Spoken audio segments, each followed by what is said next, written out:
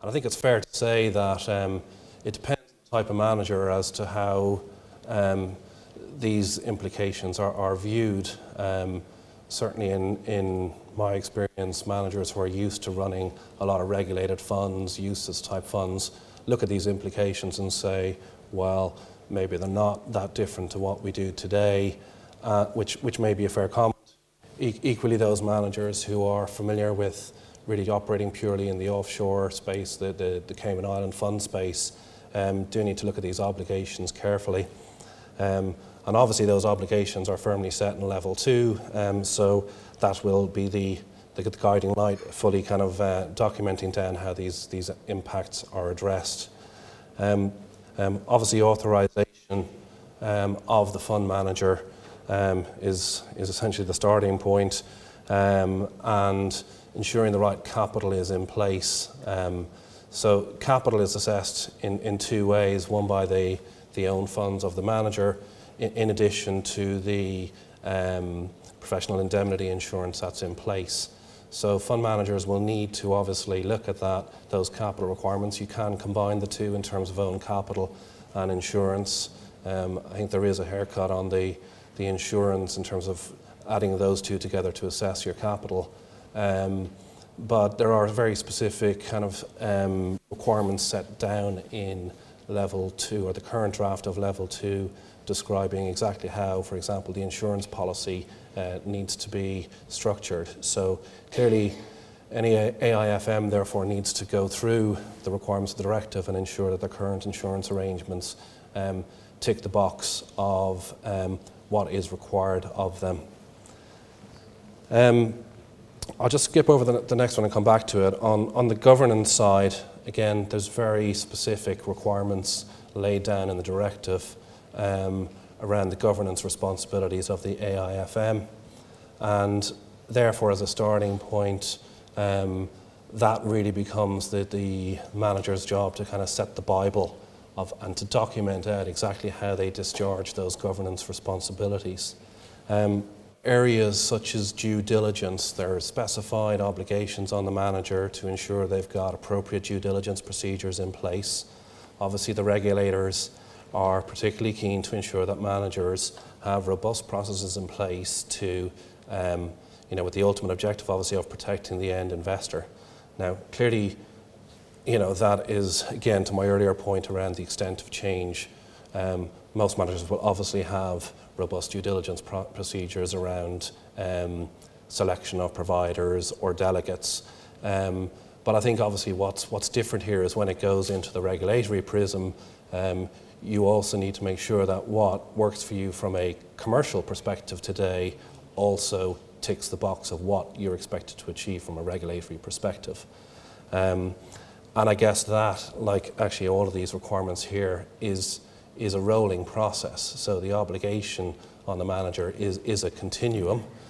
Some of these provisions are required to be are mandatory to be updated annually, but most of the language around any of the annual requirements equally have an obligation on the manager to provide a continuing assessment, as I guess managers normally would in their business, and the performance of any of their delegates. Remuneration is obviously also a hot spot for managers and just generally in financial services. So the kind of obligations around remuneration and the alignment of remuneration to the best interest of the shareholder and the fund, in addition to the transparency requirement around remuneration that needs to be made available to investors, are areas that I think are probably pretty well understood by managers, possibly more so than me because of the sensitivity of that structuring and transparency. The obligation on conflicts of interest is basically right out through all kind of parts of or parties to the AIF. So you can't, as a manager, just look at the conflicts of interest in terms of just inside the manager universe. You've got to look in terms of any delegates to ensure that any conflicts of interest are identified. Again, that's a continuing obligation. So that needs to be fully documented and maintained. So I guess from a governance perspective, I don't think there's anything there that you'd sort of say is different to what you would expect a good quality manager to have in place. But equally, I think making sure that the processes tick the box of what the regulatory obligations are as specified in the directive, that obviously is a key action for managers to undertake. On the operations side, a number of key areas. I picked valuation first. Obviously AIFMD now requires or places a responsibility for valuation on the manager.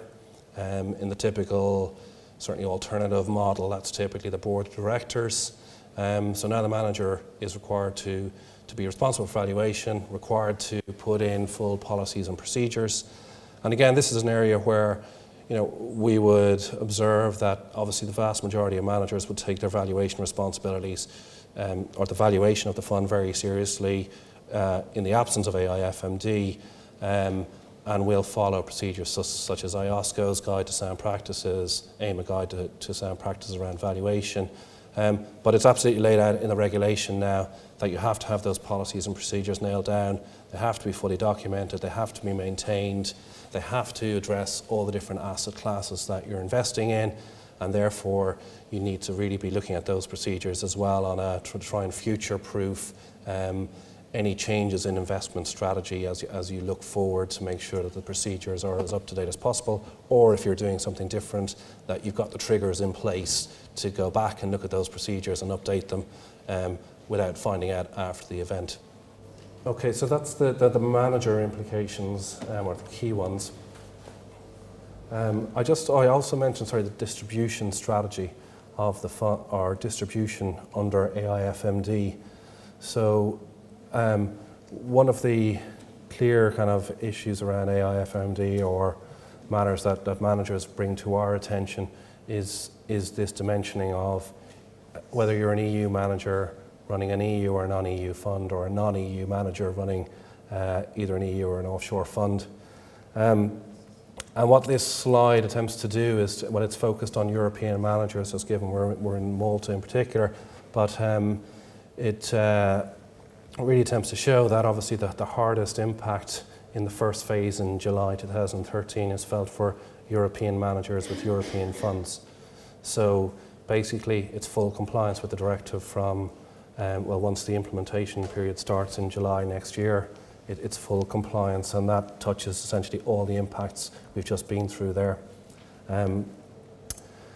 So what's the prize of that, obviously? So the prize of full compliance for a manager is the Pan-European passport. So if obviously a manager is particularly keen to avail of that passport, then that obviously will fit to the distribution strategy, and therefore if a European manager doesn't have a European fund today but wants to get the benefit of that passport, that obviously needs to be assessed in terms of their practical implications. I think it's fair to say one of the challenges that we understand from managers is, if you're a non-European manager in July next year, you don't have to achieve all that compliancy. And in fact, the majority of the implication for the non-European managers is more around the reporting to regulators. So we do hear that is an issue for some managers, that if they don't really want a European passport, that they have obviously a huge compliance burden to kind of overcome between now and next year. But non-European managers can obviously continue to operate in Europe, albeit via private placement, without that cost. And the other element of this sort of distribution strategy is, we do see some managers looking at their fund ranges or their fund management entities to figure out, is there ways they can sort of bring themselves in or out of the scope, particularly for July next year, and organising perhaps their management entity in or out of Europe. So obviously if that takes place, it's going to be a short-term kind of solution, in that the regulators obviously intend that by 2018 everyone's on a level playing field. So where the manager or the fund is domiciled, really makes no difference if you want to sell to European investors. So that's the sort of I suppose the implications for managers around thinking about their fund ranges and their distribution plans.